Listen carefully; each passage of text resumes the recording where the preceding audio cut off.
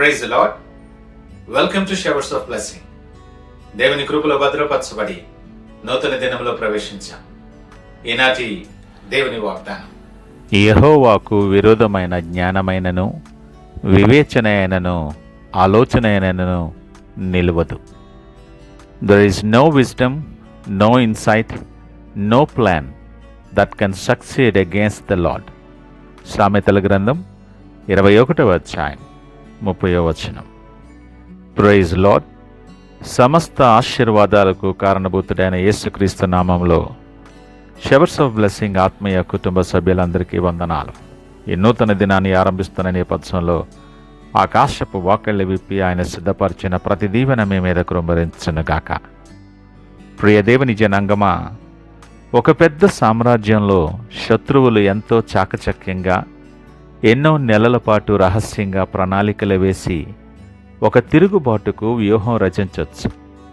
కానీ ఆ దేశపు సర్వాధికారి అయిన రాజుకు ఒక్క సంతకంతో ఆ కుట్రలన్నిటినీ భంగపరిచే అధికారం ఉన్నప్పుడు ఆ శత్రువుల వ్యూహాలన్నీ ఎంత హాస్యాస్పదంగా మారిపోతాయో ఆలోచన చేయి.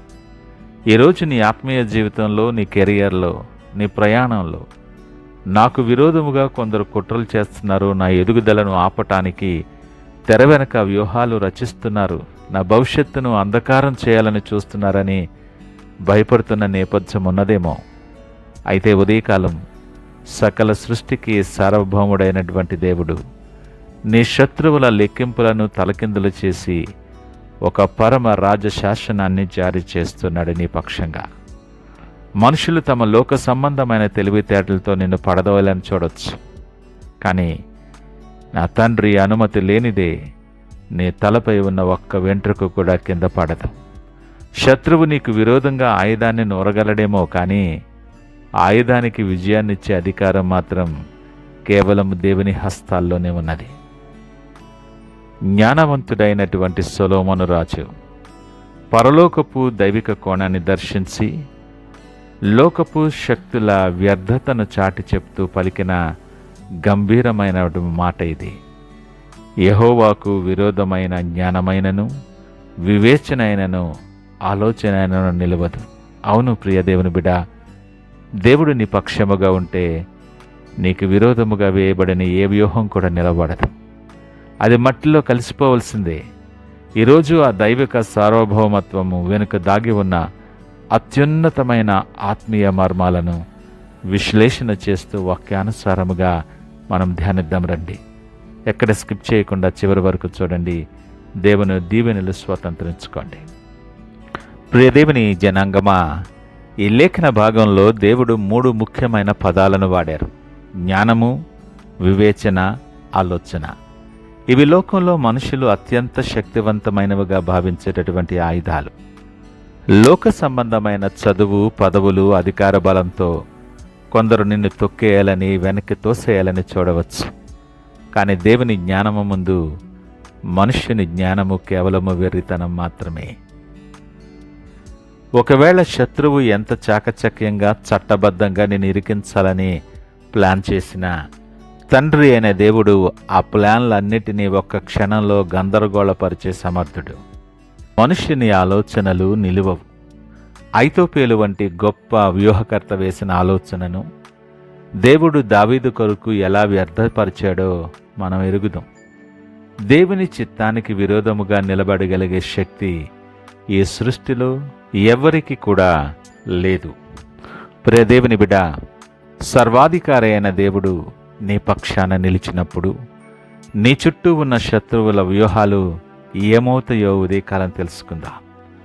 మొదటిగా, పరాజయం పాలయ్యే కుతంత్రాలు, డిస్మాంట్లింగ్ ఆఫ్ సీక్రెట్ ట్రాప్స్. శత్రువులు నీకు తెలియకుండా రహస్యంగా తవ్విన గోతులలో వారే పడిపోతారు. నీకు విరోధముగా రూపించబడిన ఏ ఆయుధము వర్ధలనివ్వను అని దేవుని మాట నీ జీవితంలో నెరవేరుతుంది. రెండవదిగా, హేళన చేసిన వారి ముందే హెచ్చింపు.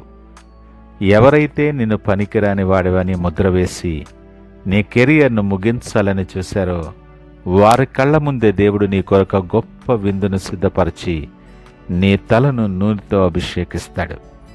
మూడవదిగా, ఆత్మీయ సామ్రాజ్య స్థిరత్వం. Unshakable kingdom dominion. దేవుడు నీకిచ్చిన దర్శనం, పిలుపు ఎన్నటికీ రద్దు కావు సుమా. మనుషుల ప్రమోషన్ల మీద కాదు, పరలోకపు అపాయింట్మెంట్ మీద ఆధారపడి నువ్వు ముందుకు సాగుతావు. కాబట్టి నీ స్థానము స్థిరముగా ఉంటుందని గ్రహించు. రాజుల హృదయాలను నీటి కాలువల వలె తిప్పగలిగే సర్వాధికారైన దేవుడు నీ పక్షాన ఉంటే ఇక లోకపు బెదిరింపులకు భయపడటం అది ఎంతవరకు సమంజసం? ఆలోచన చేయి.